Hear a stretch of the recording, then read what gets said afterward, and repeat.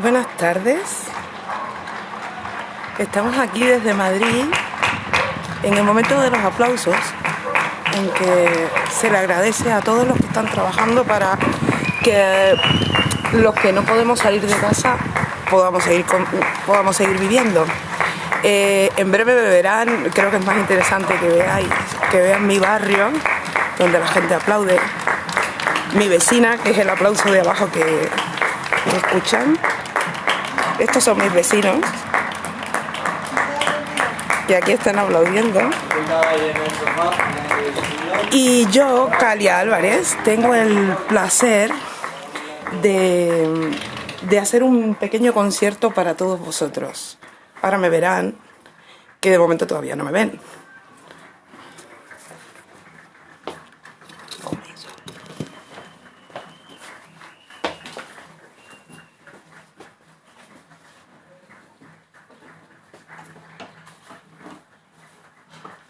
A los que se van uniendo, muchísimas gracias por estar. Un momento.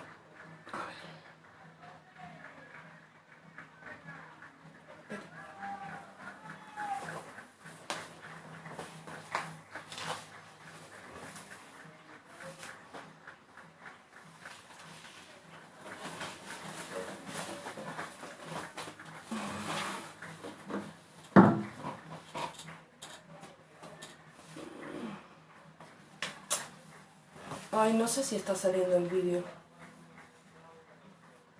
Vamos a ver. ¿Se me ve? No lo sé.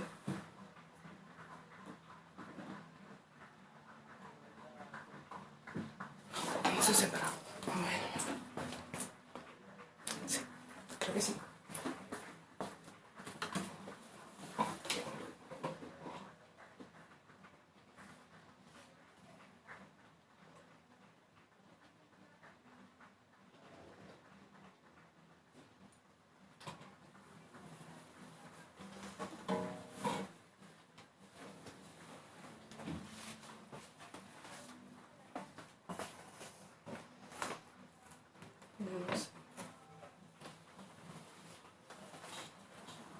No lo sé. ¿Se me ve? Sí. Espero que sí. Bueno, voy a empezar a tocar.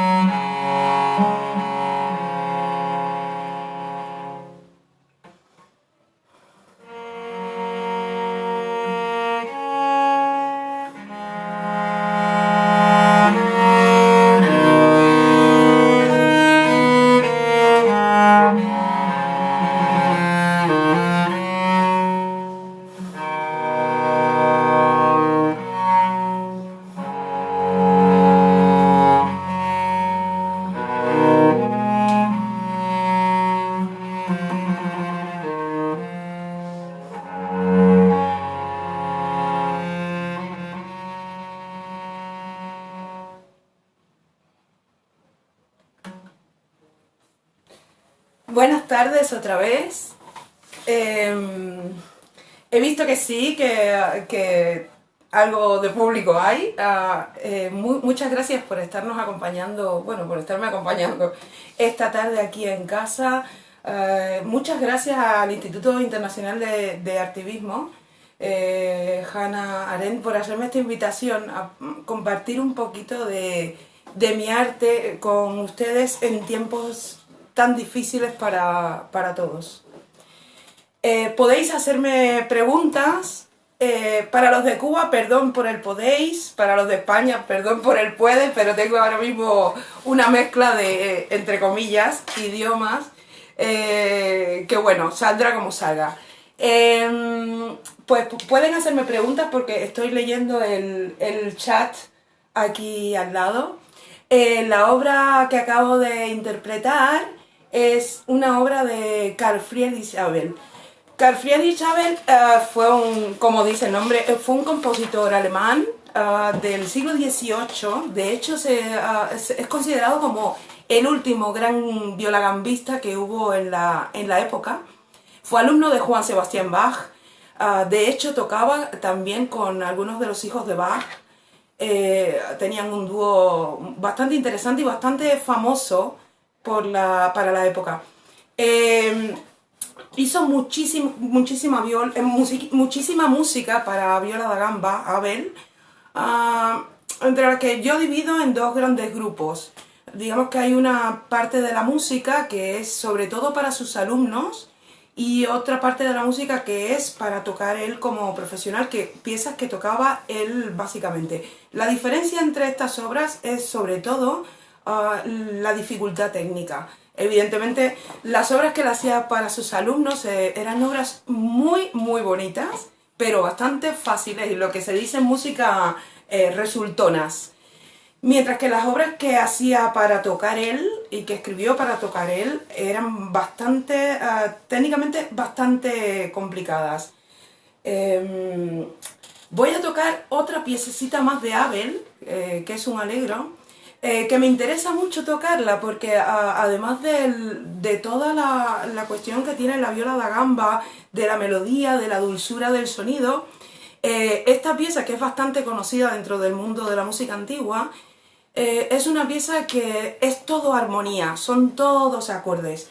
Y vamos a ver cómo Abel desarrolla distintas maneras de sentir utilizando siempre un mismo esquema, que son los acordes arpegiados.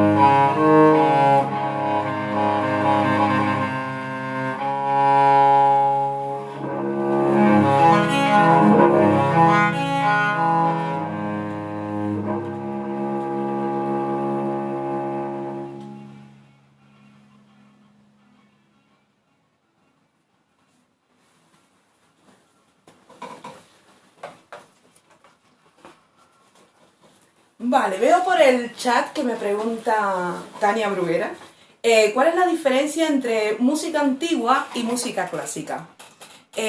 A ver, la música clásica como tal se considera a partir del periodo clásico, neoclásico para las demás artes que no sean música, que es a finales del 18 con Mozart, Haydn. Hasta entonces, que digamos que el último gran representante así y muy conocido es Johann Sebastian Bach, se considera música antigua.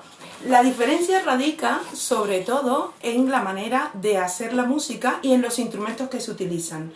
Por ejemplo, en el clásico, en el periodo clásico, encontrar instrumentos como la viola da gamba, instrumentos como el clave sí se utilizaba pero no tanto, o sea, fue sustituido, entre comillas, por el piano, instrumentos como la flauta de pico, todos esos instrumentos pertenecen sobre todo al barroco. Cuando empieza el clásico hay un cambio muy grande en todo el instrumentario de la música y también en la manera de componer la música, que es una manera muchísimo más organizada que hasta el barroco.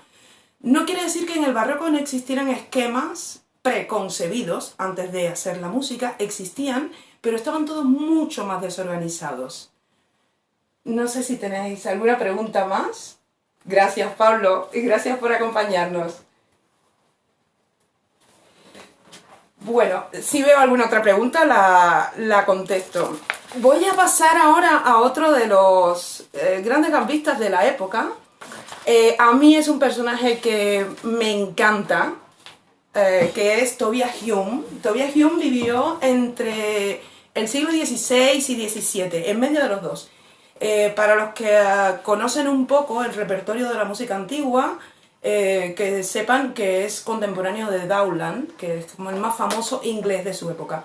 Tobias Hume era escocés, pero bueno, vivió también en la parte de Inglaterra y tal. Es un personaje muy curioso porque él vivía de la guerra. Él era realmente un mercenario que luchó con los ejércitos de Suecia y Rusia, entre otros. Esto se sabe muy poquito de la música de Tobias Hume, pero por suerte nos ha dejado dos colecciones grandes de piezas para viola da gamba.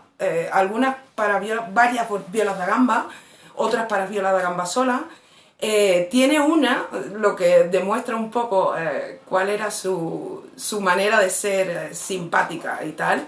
Tiene una que es para que un gambista toque mientras otro va pasando un segundo arco. O sea, es una sola gamba, un gambista así, y hay otro que está agachado y él pide por favor que sea el más bajo de los dos, que está pasando otro arco por las cuerdas, con lo cual van sonando dos arcos a la misma vez dentro de la misma pieza.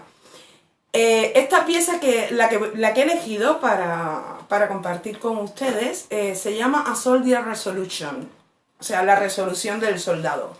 Es una pieza muy simpática, donde Hume utiliza muchísimos recursos de arco que hasta entonces es la primera vez que aparecen escritos. Seguramente se utilizaran desde antes, pero es la primera vez que aparecen escritos en una edición. Son recursos de arco como el que después se le llamará coleño, que es pegar con el arco en las cuerdas, en vez de frotar las cuerdas es pegar. Y esto lo hace para momentos muy específicos de la pieza. Hay una parte que se llama los tambores, que lo pone él en la pieza, y hay otra parte que se llama las trompetas. Toda la obra es como una representación de una especie de ejército, un ejército un poco desorganizado quizás, porque se ven en las partes que va para atrás, para adelante y tal, en la obra, y para mí resulta una obra muy, muy, muy divertida. Creo que es de las obras más divertidas que hay escritas para viola da gamba. Entonces, para vosotros, sin más, A Soldier Resolution.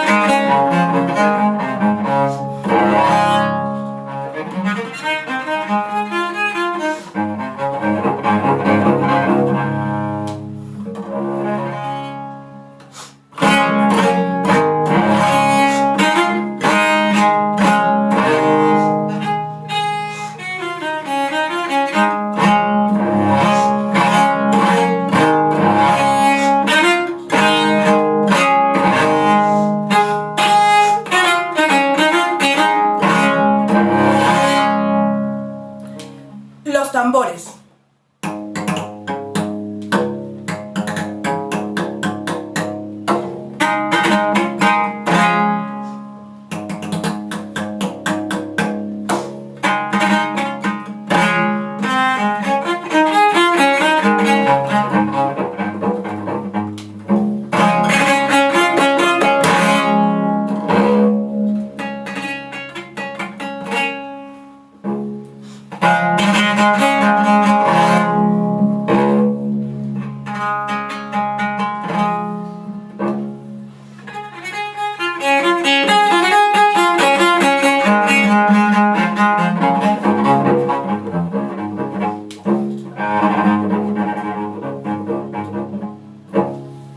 Trompetas.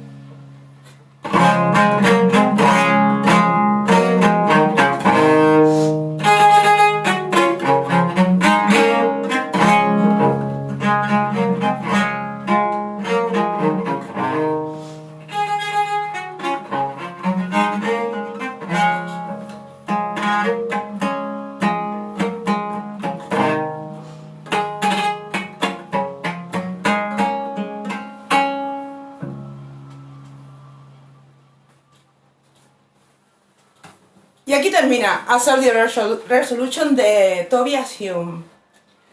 Leo un poco. Sí, Pablo, son timbales. Bueno, Pablo que nos escribe por el chat es que es percusionista y se dedica a la música antigua. Además, muy buen percusionista, tengo que decirlo.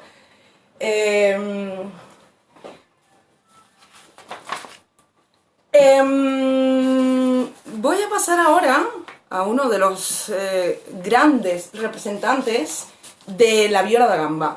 Es de los más famosos porque además fue parte del siglo de oro, o bueno, de los años de oro, no duró un siglo, de los grandes años de oro de la viola da gamba, y es nada más y nada menos que Maran Maré.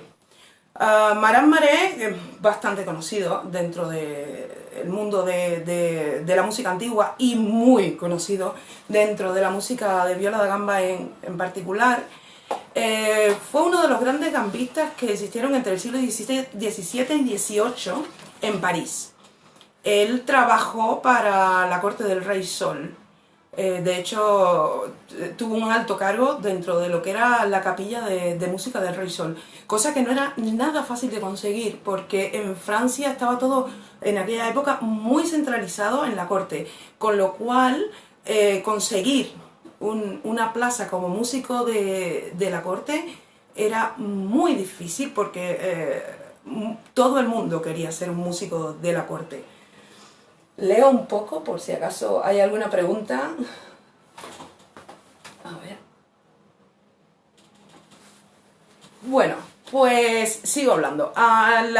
Este Marat Maré escribió más de 600 obras para la viola da gamba, divididas en 5 libros.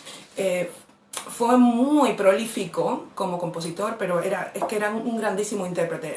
Todas las piezas que escribió las tocaba él mismo en la corte y se recordaron durante muchísimos años dentro de la corte. Bueno, hasta que empezaron a cortarle las cabezas a la gente que tuviera que ver con la monarquía en Francia.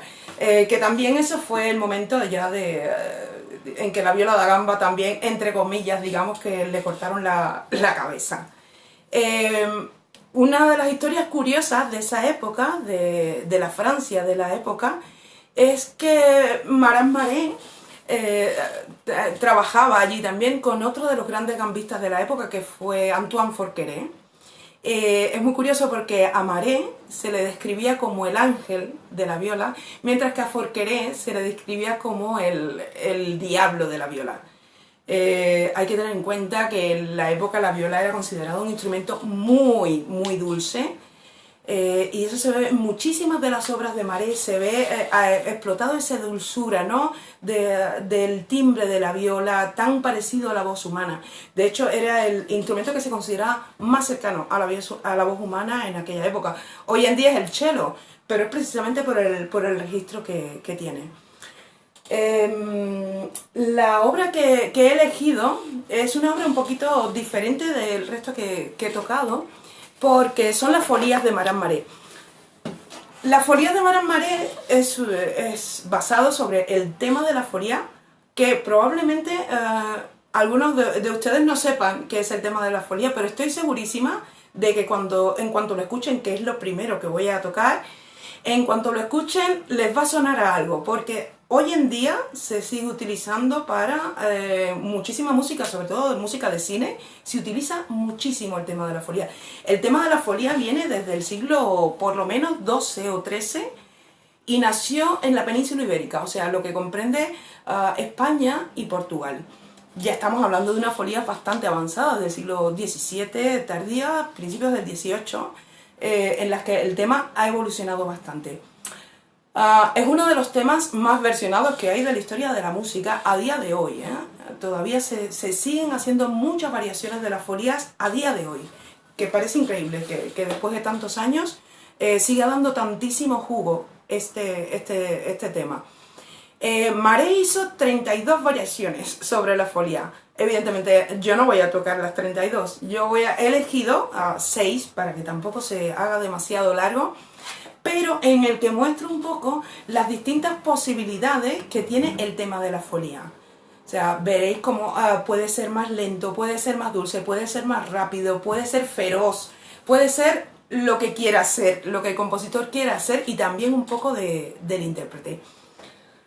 Así que, sin más, las folías de Marat Maré.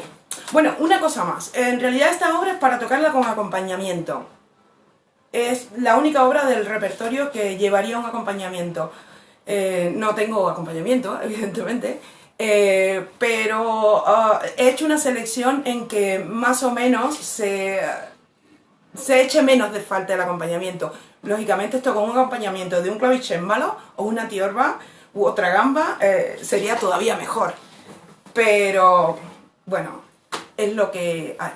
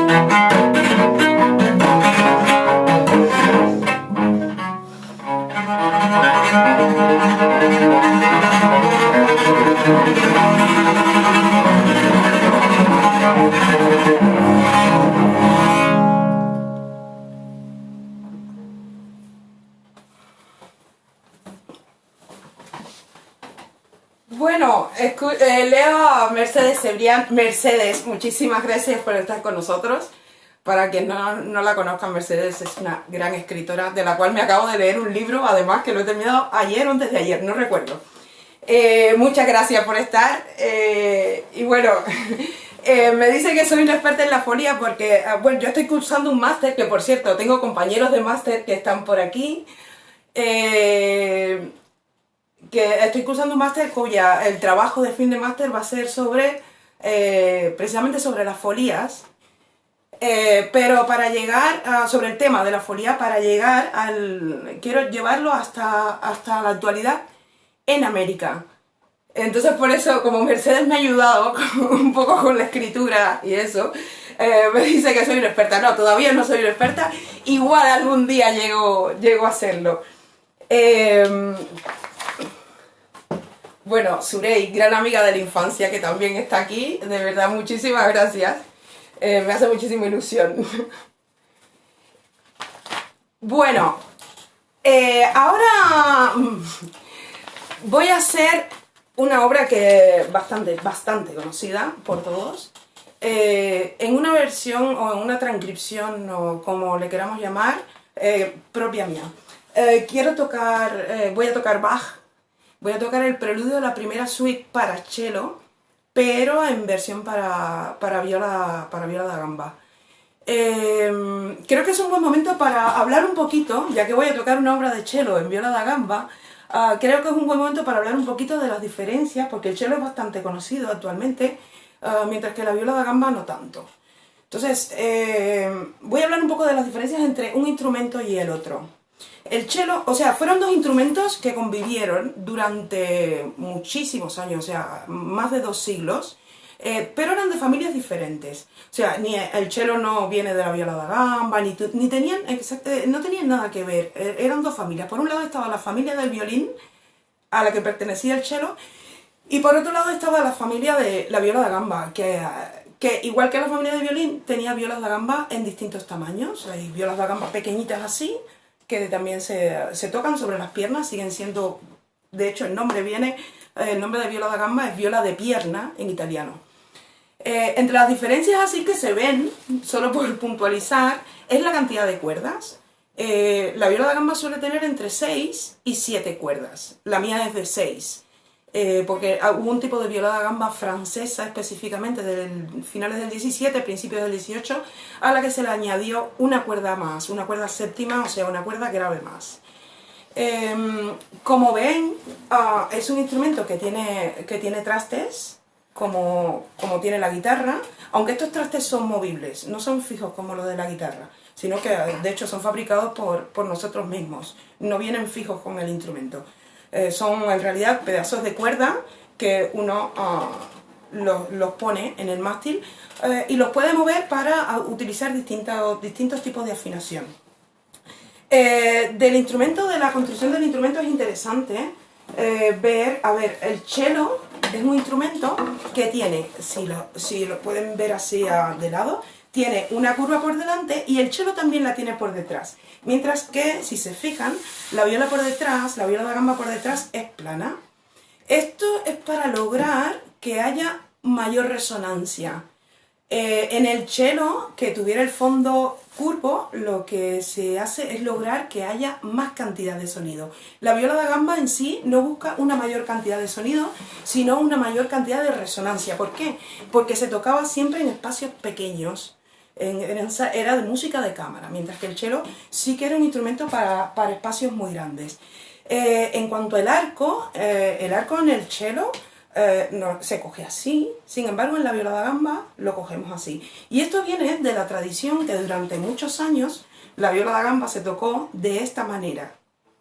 Entonces al tocarse así, la postura de la mano sobre el arco era esta, no podía ser esta. ¿Vale? Si no, tenía que ser esta. Al irse agrandando el instrumento, porque era más pequeño en principio, estoy hablando del siglo XIV, al irse agrandando el instrumento, se hizo necesario ponerlo, y entonces fue cuando tomó su nombre de viola da gamba. Anteriormente a esto, este instrumento es de aquí, de España, o sea, nació en la zona de Valencia, en la zona este de España. aquí se le llamaba viola de arco, vihuela, perdón, he dicho viola, vihuela de arco era el nombre que tenía, porque la vihuela es como la abuela, bisabuela, tatarabuela de la guitarra, que se toca de esta manera. Entonces, esta era vihuela de arco porque se tocaba de esta misma manera, pero pasando el arco. Cuando ya llegó a Italia, que llegó a través supuestamente de Nápoles, cuando Nápoles era colonia española, hubo mucho tráfico de arte, de cultura, o sea, hubo un trasvase brutal. Así llegó la viola a Italia, así cogió el nombre de viola da gamba y con la misma así saltó a Francia, que fue donde ya se encuentra el periodo de la música que acabamos de ver ahora. No sé si hay más preguntas, quiero leer un poco.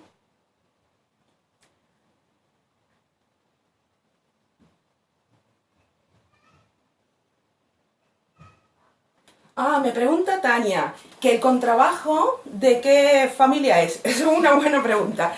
El contrabajo, para los modernos es familia del violín, pero en realidad el contrabajo es un híbrido entre la familia de los violines y las familias de la viola da gamba, porque si se fijan, los hombros de la viola da gamba son caídos como los tiene el contrabajo. Otra cosa que antes podía haber dicho era los instrumentos como el violín, el cello o la viola de brazo están afinados por quintas, mientras que la viola está afinada por cuartas, igual que el contrabajo. Con lo cual hay mucha gente que lo considera en realidad un híbrido entre las dos familias.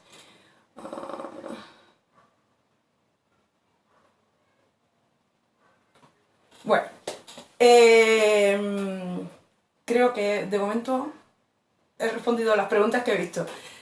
Voy a continuar ahora con, como decía al principio, con el preludio de la suite para cello, que es una versión propia para viola da gamba, pero bueno, además de que es una obra que adoro, que me encanta, que la toco en el cello también, es una obra que marcó un poco un antes y un después en la historia de los instrumentos de cuerda, especialmente del cello, que no era considerado hasta el punto de hacer obras para ese instrumento solo, o sea, un corpus de obra como las 6 suites de Bach es el más grande que hay, con la calidad que tiene. Es verdad que muchos compositores italianos, muchos no, algunos compositores italianos, algunos chelistas, hicieron unas cuantas cosas para cello solo, pero eran casi siempre chelistas los que componían para cello. En este caso Bach sí tocaba el violín y probablemente también tocara el cello un poco, pero no era chelista, y que haya dedicado al cello esta colección de las 6 suites es bastante importante en toda la historia del instrumento. Bueno, de Bach se conoce bastante, voy a dar un par de pinceladas que me encanta dar, como que tuvo 20 hijos, de los cuales algunos fueron mucho más famosos que él como músicos en la época en vida de Bach, entre ellos Carl Philipp Emanuel Bach, Juan Christian Bach, fueron hijos que fueron más famosos incluso que el propio Bach. Esta adaptación que he hecho para la viola da gamba me gusta mucho porque, a ver, en la época de Bach, a ver, de las suites para cello se ha escrito mucho, porque en realidad el lenguaje que utiliza para el cello era el más típico para la viola da gamba. Las obras son para cello, no son para viola da gamba, pero el tipo de lenguaje, la manera en que compone, está mucho más cercano a lo que se hacía en la época para la viola da gamba. Como es el caso de la armonía de este preludio. O sea, si os fijáis, recuerda un poco a lo que toqué de Abel al principio, que sí era para viola da gamba, pero ese movimiento de la armonía que no para, que va cambiando y todo eso, era muy típico de la viola da gamba, y no tanto del cello, que para producir armonía, al tener solo 4 cuerdas y estar afinadas por quinta, producir armonía es bastante más complicado que para viola da gamba, que sí que está pensada para producir armonía. Entonces, pues ahí hay como un juego del propio Bach, ¿no? De hacer una obra para un instrumento pero con el estilo de otro.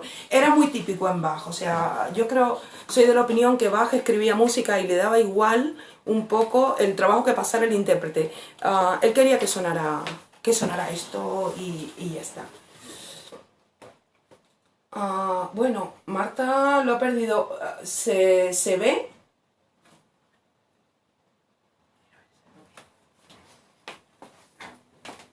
No sé si se... Sí, vale. Sí que se ve, sí que se ve. Vale.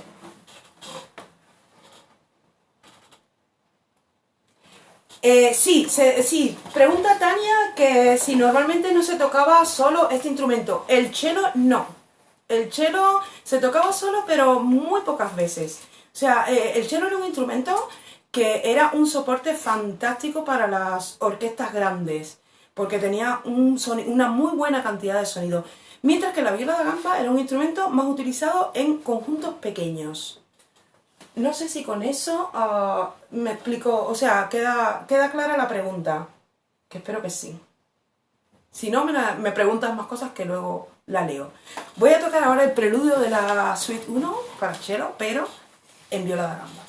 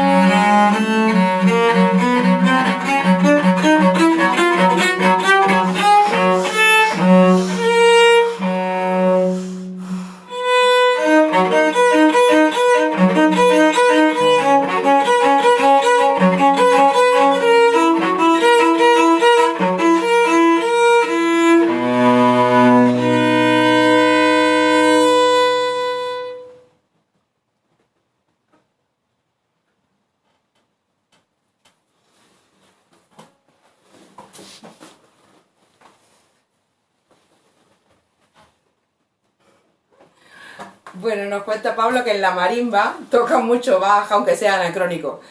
Sí, yo creo que Bach lo he oído yo tocar en saxofón, que todavía ni pensaba existir, o sea, faltaban más de 100 años para que se inventara el saxofón.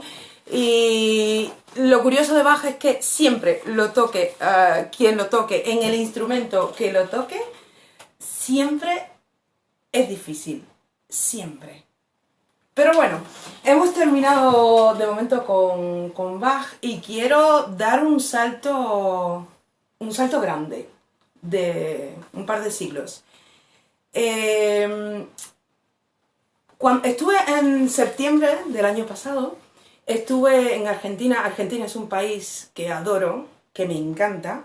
Me encanta la gente, me encanta la música. Tengo compañeros por ahí argentinos que andan por ahí, andan por ahí, los he visto pasar por el chat. Y bueno, no les hago la pelota ni nada, simplemente, bueno, ellos lo saben que adoro Argentina. He estado varias veces ya en Buenos Aires, Rosario, La Plata, y la verdad es que siempre me cuesta muchísimo regresar a donde quiera que vaya, porque la primera vez que fui todavía vivía en Cuba y me costó regresar a Cuba, regresé. Y las otras veces que viví, que volví a Argentina, ya viví en España y también igual me costaba muchísimo regresar a casa después de estar en Argentina.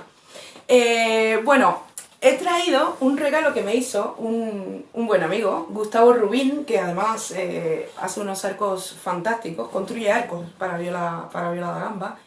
Y cuando estuve en septiembre me hizo este regalo, que es el tango Niebla de Riachuelo, de Juan Carlos Cobian. No es un tango demasiado conocido, pero es preciosísimo, es un tango. Y luego, la adaptación que la ha hecho Pablo Daniel Martínez, la adaptación a la viola da gamba es verdaderamente impresionante. Es difícil, ¿eh? Ha habido que echarle tiempo al tango, pero la verdad es que se ha ajustado al lenguaje de la viola da gamba de una manera impresionante. Le agradezco muchísimo a Gustavo que me haya hecho este regalo tan bonito, porque además disfruto muchísimo tocando este tango. Y agradezco mucho a Pablo Daniel Martínez, que alguna vez digo yo que lo conoceré, le escribiré y le agradeceré lo bien que ha trabajado la viola da gamba, o sea, el arreglo para la viola da gamba, porque es para viola da gamba a solo, o sea, sin ningún tipo de acompañamiento. Miro un momento el chat.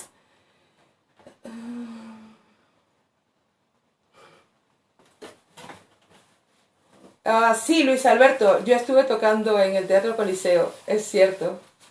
Marita, me adoptáis. Marita es argentina, que es una de mis compañeras de máster. Hola Argentina, que veo que hay más argentinos incluso que no conozco por ahí, pues bueno, que sepan que adoro Argentina y su gente y la música y todo. Nunca bailaré un tango porque no sé bailar absolutamente nada, pero lo disfruto muchísimo, la verdad es que me encanta el tango. Así que, sin más, Niebla de Riachuelo. Bueno, no, sin más no, porque este tango se lo quiero dedicar a Marta, que es la que ha liado, Marta María, que ha liado todo esto para que yo pueda estar con ustedes esta tarde, y que le encanta este tango, pero sobre todo a mi madre, que también es su tango preferido.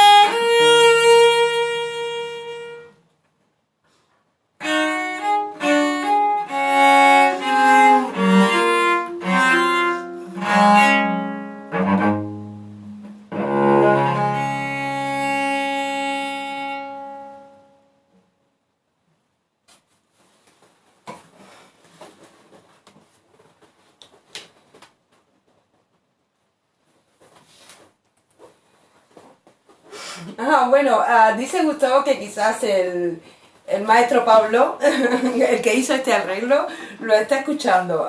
Bueno, espero que le haya gustado. Si está por ahí, ya me lo dirá. O no, no sé, como quiera. Bueno, para terminar esta velada o lo que sea, quiero tocar... A ver, la cabra siempre tira al monte, ¿no? Entonces, ya que yo llevo 18 años viviendo aquí en España, vine precisamente para estudiar la viola da gamba aquí, porque empecé en Cuba a tocar viola da gamba con el grupo de música antigua Ars Longa, bajo la dirección de Teresa Paz y Alan López. El grupo sigue existiendo, evidentemente, pero yo me enamoré tantísimo de la viola da gamba que decidí que... O sea, llegó un momento en que sabía que podía hacer más, pero necesitaba alguien que me enseñara. Y por eso vine para acá, para España, hace ya 18, 19 años, ya voy a hacer este año, que hace 19 años que vivo aquí. Estoy muy contenta de haber estudiado este instrumento porque me apasiona. Encontré en la viola da gamba lo que me faltaba a veces en el cello, que era esta cuestión de poder hacer tantos acordes, el repertorio también de la viola da gamba, aunque bueno, yo soy una viola gambista un poco sui generis, en el sentido de que me gusta mucho tocar también música contemporánea con la viola da gamba. Todavía no somos muchos, hay gente que lo hace, pero no somos muchos, somos un colectivo muy pequeño de gambistas que nos gusta tocar música contemporánea. Y la última propuesta que he traído para esta tarde es también de música contemporánea, y como decía antes que la cabra tira al monte, pues lógicamente va a ser música cubana. La obra que voy a tocar se llama Sonsoneo y es del compositor Calixto Álvarez. Calixto Álvarez es uno de los compositores de la vanguardia de Cuba de hace unos años, uno de los compositores más importantes que trabajó mano a mano con Leo Brauer y con todo Carlos Fariñas y todos los grandes del momento, de la vanguardia, de lo que se llamó la vanguardia en los años 70 y tal. Esta obra, la que voy a tocar, en realidad es otra adaptación también, porque es original para violonchelo y forma parte de una obra más grande que son 5 breves para violonchelo solo, que las hizo en los años quizás 80 y tantos, 90. Yo he adaptado, bueno, las he adaptado todas para viola da gamba porque me parecen obras muy, muy bonitas. Tocaré una de ellas. Y bueno, voy a ver si hay alguna pregunta. Sí. A ver. Muchas gracias por los bravos. Bueno, algún día habrá que terminar, Tania, pero gracias, bueno, esta obra, como no puede ser menos, se la voy a dedicar a mi padre, porque es el compositor. Para ti, papá, Calixto Álvarez, Sonsoneo.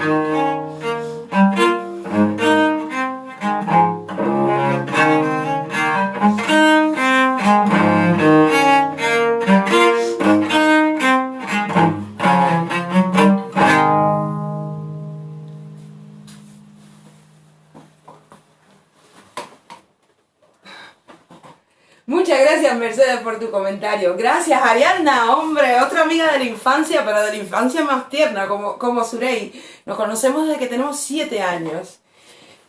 Muchas gracias, Marta, de verdad. Gracias a todos, de verdad. Ha sido un placer compartir todo este rato. No sé qué tiempo llevamos. Oye, llevamos casi 1 hora. Se suponía que era media. Pero muchísimas gracias por estarnos acompañando. Espero que les haya gustado este breve paseo, ¿no? Por distintas maneras de tocar un mismo instrumento. Hemos ido desde el siglo XVI hasta ahora del siglo XX, prácticamente XXI. Y bueno, es un poco un bosquejo, ¿no? de lo que se puede hacer con la viola da gamba, que es un instrumento que adoro, que me encanta, que me he enamorado de la viola da gamba perdidamente, más que de cualquier cosa.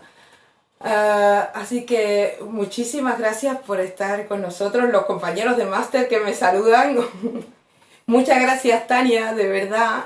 Gracias por estar y por los aplausos caseros. Voy a tocar una cosita porque esto es improvisado totalmente, ¿vale? Pero me acuerdo de memoria.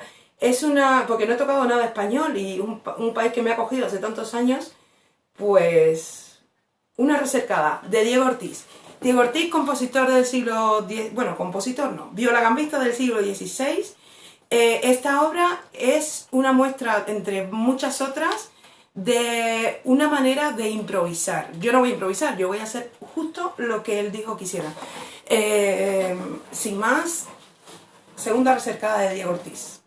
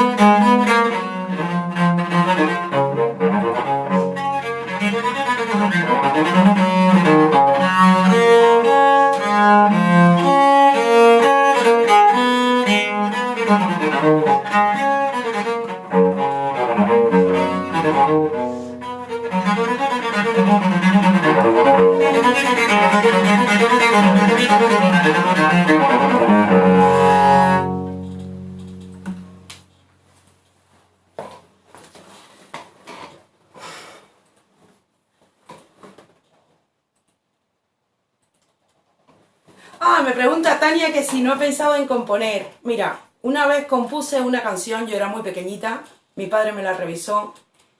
La canción era Manuela le dolió una muela y no podía ir a la escuela. Después de cada vez que me acuerdo de esa canción, pienso que igual no. Mi padre compone muy bien y se lo dejo a él y a los compositores, que conozco unos cuantos. Muchas gracias, Gustavo, por los bravos. Muchas gracias también a Lía, que también me comenta que le gusta mi sonido. Muchas gracias. Tania, me pregunta si hace jazz con este instrumento. Normalmente no, pero a ver, es que se puede hacer cualquier cosa. Yo pienso que esto tendría que ser como pensaría Bach. Música es música y da igual lo que se toque con el instrumento. Ha sido un placer, Pablo, Daniel. Muchas gracias por estar. Gracias a Carol también. Sí, Tania, era muy contextual la canción. Pues muchísimas gracias a todos por estar este buen rato de la tarde, que nos alegra mucho el confinamiento. Espero que nos veamos pronto y que nos podamos tomar un algo juntos. Hasta pronto. Adiós.